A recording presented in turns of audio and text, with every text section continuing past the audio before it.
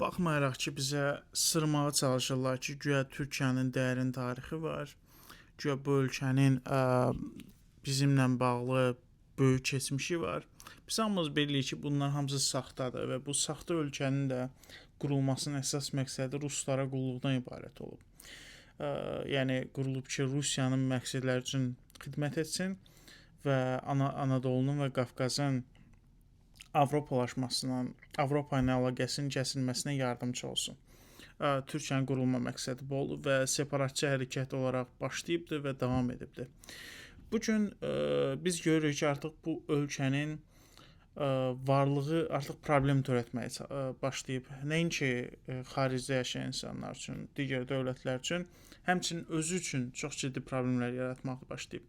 Ölkənin daxilində Kürd məsələsi canlanır, həmçinin ölkə böyük bir iqtisadi krizisə girir. Ona görə yox ki, buna sanksiya tətbiq ediblər. Ona görə yox ki, kimsə bunlara problem yaradır. Xeyr, özlərini idarə etməyi bacarmırlar.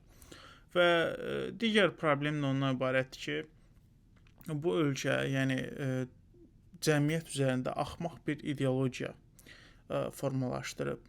Oranın əhalisi, yəni DNA testlərindən də məlum olur.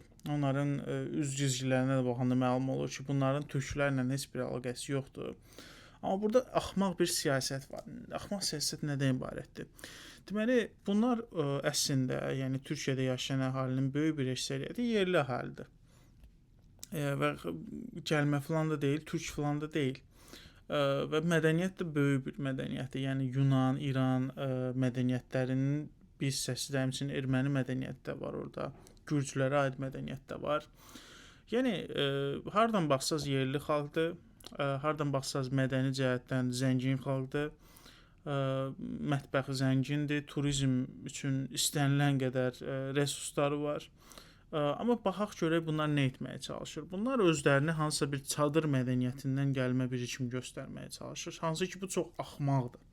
Bu artıq türklərə qarşı belə bir iddia, yəni Türkiyəlilərə qarşı belə bir iddia səsləndirməyə əsas verir ki, siz Monqolistandan gəlmisiniz, Orta Asiyadan gəlmisiniz və çıxıb getməlisiniz buradan. Yəni tarixi reallıq baxımından baxdıqda. Həmçinin qardaş, mənə deyin görün, Monqolistanda, bu Qazaxıstan çöllərində siz nə tapmısınız? Yəni burada hansı mədəniyyət var? Çadırda yaşayan adamlar olub. Lap tutaq ki, oradan gəlmisiniz. Çadırda yaşayan adamlardır. Yəni indi də Monqolistana gedin.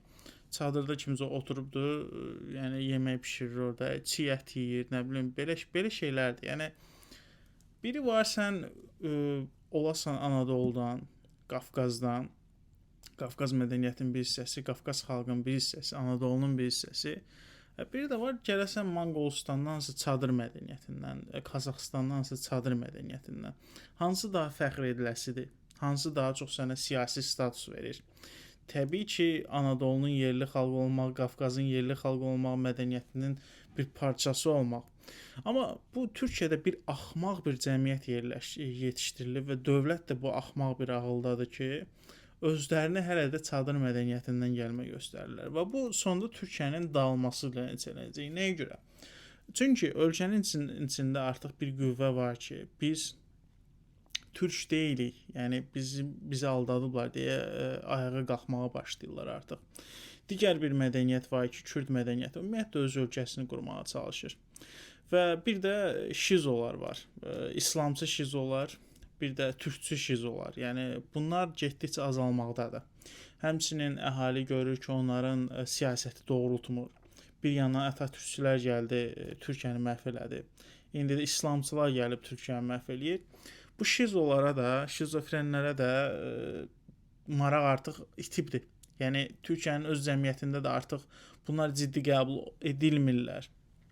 Və mənim hesablamama görə yaxın 15-20 ildə Türkiyənin dağılma prosesi baş verəcək. Yəni Türkiyə ölkə olaraq ola bilər qalsın orada, amma adı dəyişiləcək.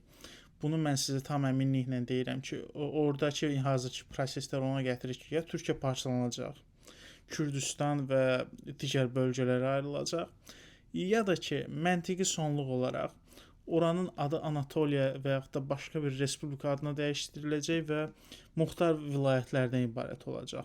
Bunu mən sizə tam dəqiqliyi ilə deyirəm. Çünki artıq Türkiyənin əhalisinin özündə belə bu axmaq siyasətə, hansı ki illərdir axmaq siyasət yürüdülür. Buna artıq etirazlar var. Əhalinin içində bir oyanma var. Əhalinin içində bir etiraz ruhu var.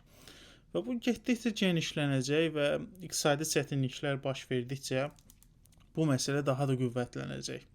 Və bunu özünüz də görəcəksiniz.